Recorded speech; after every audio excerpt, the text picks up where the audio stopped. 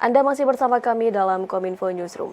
Pemirsa, tim gabungan independen pencari fakta tragedi Kanjuruhan menemukan fakta proses jatuhnya korban saat kerusuhan terjadi. Jatuhnya korban jiwa diduga akibat penonton berdesak-desakan akibat tembakan gas air mata. Tim gabungan independen pencari fakta tragedi Kanjuruhan pertandingan sepak bola di Malang menemukan fakta proses jatuhnya korban yang lebih mengerikan dari yang beredar di media sosial. Penyebab banyaknya korban jiwa dikarenakan desak-desakan setelah ada gas air mata yang disemprotkan. Adapun tingkat racun pada gas air mata itu sedang diperiksa. Adapun hasil dari pemeriksaan, semua stakeholder saling menghindar dari tanggung jawab, semua berlindung di bawah aturan-aturan dan kontrak yang secara formal sah. Mahfud MD menyampaikan bahwa pengurus PSSI harus bertanggung jawab bersama sub-sub organisasinya. Polri meneruskan penyelidikan tindak pidana terhadap orang lain yang diduga kuat terlibat dan harus ikut bertanggung jawab secara pidana di dalam kasus ini. Lebih lanjut, adapun langkah tanggung jawab moral dipersilahkan masing-masing melakukan langkah-langkah yang diperlukan sebagai bentuk pertanggungjawaban manusia Indonesia berkeadaban. Jika kita selalu mendasarkan diri pada norma formal, maka semuanya menjadi tidak ada yang salah. Karena yang satu mengatakan aturannya sudah begini, sudah kami laksanakan. Yang satu bilang saya sudah kontrak, saya sudah sesuai dengan statuta FIFA, gitu. Sehingga di dalam catatan kami disampaikan bahwa pengurus PSSI harus bertanggung jawab dan sub-sub organisasinya.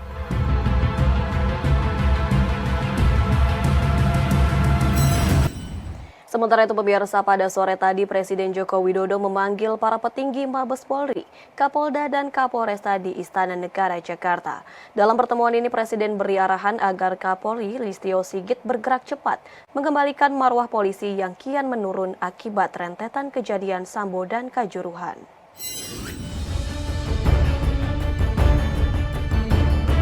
Presiden Joko Widodo memberi pengarahan sejumlah pejabat tinggi Polri di Istana Negara Jakarta pada hari ini, Jumat 14 Oktober 2022. Dalam keterangan persnya, Kapolri Jenderal Listio Sigit Prabowo menyampaikan bahwa ada sebanyak 559 personil Polri yang hadir, terdiri dari 24 orang pejabat utama Mabes Polri, 33 Kapolda dan 490 Kapolresta dan jajarannya. Kapolri Jenderal Listio Sigit Prabowo menyadari kepercayaan publik terhadap Polri menurun karena berbagai macam kejadian negatif yang menjadi sorotan. Salah satunya yakni mengenai tragedi Kanjuruhan dan kasus Irjen Verdi Sambo. Oleh karena itu, ia mengatakan akan bekerja keras mengembalikan kepercayaan masyarakat dengan melakukan reformasi di Polri dan pembenahan secara menyeluruh. Setelah ini nanti kami akan rilis khusus terkait dengan masalah TM, dan ini merupakan bagian dari komitmen kami untuk menindak tegas terkait dengan masalah hal-hal yang tadi disampaikan oleh Bapak Presiden, judi online, narkoba, dan juga komitmen kami untuk melakukan bersih-bersih di institusi Polri. Lebih lanjut, Polri juga akan menjaga marwah institusi melalui program transformasi menuju Polri yang presisi yang diimplementasikan dengan hal-hal yang lebih mudah, sehingga seluruh anggota Polri bisa melaksanakan program-programnya. Transformasi menuju Polri yang presisi tentunya dengan hal-hal yang lebih mudah sehingga bisa dilaksanakan oleh seluruh anggota, soliditas, saling mengingatkan antar anggota, menjadi contoh, memiliki sense of crisis sehingga kemudian apa yang dilakukan oleh Polri betul-betul bisa mengembalikan kepercayaan publik, kita bisa mengembalikan apa yang menjadi harapan kita menjadi Polri yang dekat dan dicintai masyarakat.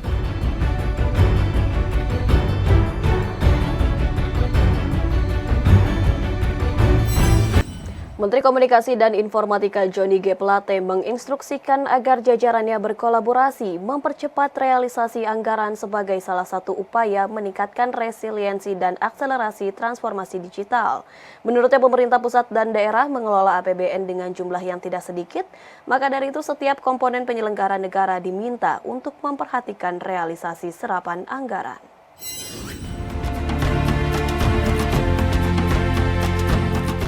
Potensi Indonesia mengalami stagflasi pada tahun 2023 membuat Presiden Joko Widodo mengarahkan jajaran kabinet untuk terus memitigasi dan melakukan uji ketahanan pada masing-masing sektor.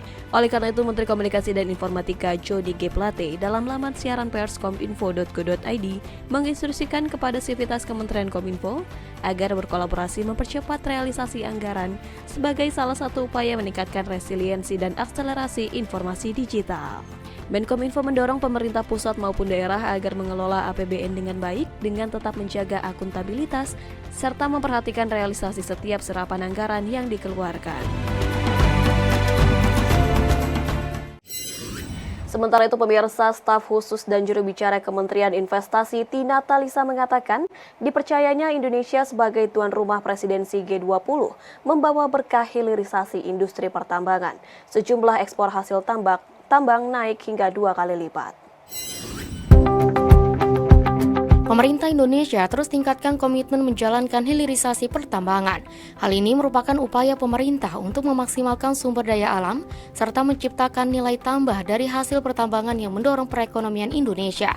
Staf khusus Kementerian Investasi Tina Talisa menyampaikan saat ini hilirisasi industri mengalami kenaikan dari sektor logam, pergudangan, transportasi, listrik, air, serta pertambangan mengalami kenaikan 90% dari 62 triliun pada tahun 2019, yakni menjadi 118 triliun pada tahun 2021. Dengan demikian, kenaikan yang signifikan pada sektor hilirisasi industri menjadi salah satu faktor penting dalam mendorong serta meningkatkan pertumbuhan ekonomi Indonesia. Selain itu, Tina Talisa juga menyampaikan dengan optimalisasi hilirisasi pada awalnya ekspor nikel hanya 3,3 miliar US dollar. Kini naik lebih dari 6 kali lipat pada tahun 2021 menjadi 20,9 miliar US dollar. BNPB peringati Bulan Pengurangan Risiko Bencana di Balikpapan mulai 12 hingga 14 Oktober 2022. Peringatan Bulan Pengurangan Risiko Bencana 2022 ini merupakan sarana untuk memperkuat pemahaman pemerintah, lembaga usaha, masyarakat terhadap aktivitas pengurangan risiko bencana sebagai investasi dari ketangguhan untuk membangun kesadaran bersama. Tahun ini, Provinsi Kalimantan Timur menjadi tuan rumah dalam peringatan Bulan Pengurangan Risiko Bencana Badan Nasional Penanggulangan Bencana yang dipusatkan di Balikpapan mulai tanggal 12 hingga 14 Oktober 2022.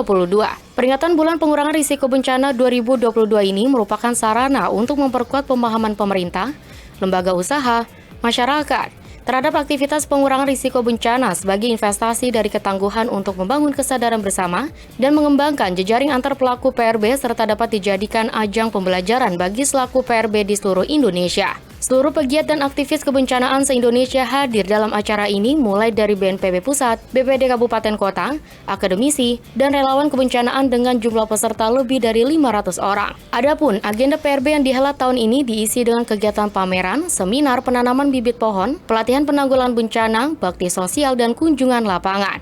Kepala BNPB Letnan Jenderal Suharyanto dalam arahannya mengatakan, sebelum terjadinya bencana, penting untuk memberi edukasi kebencanaan yang mudah dipahami semua pihak serta dapat meningkatkan kesiapan alat peralatan. Selanjutnya, pastikan memiliki sistem dan teknologi peringatan dini yang terintegrasi dan pahami standar pelayanan, minimal bidang penanggulangan bencana secara konsisten. Untuk itu, peringatan Bulan Pengurangan Risiko Bencana diikuti dengan rangkaian penandatanganan kerjasama tentang penyelenggaraan pameran solusi kebencanaan, perjanjian kerjasama dengan Asosiasi Pengiriman Ekspres Pos dan Logistik Indonesia tentang manajemen logistik dan peralatan penanggulangan bencana serta penandatanganan nota kesepahaman antara BNPB dengan Ombudsman RI.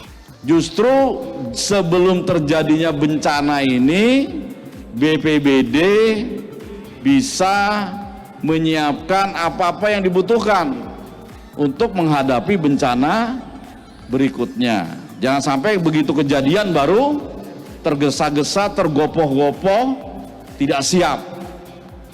Banyak permintaan-permintaan terkait kebutuhan peralatan, sarana dan prasarana ke BNPB, silakan, itu boleh-boleh saja.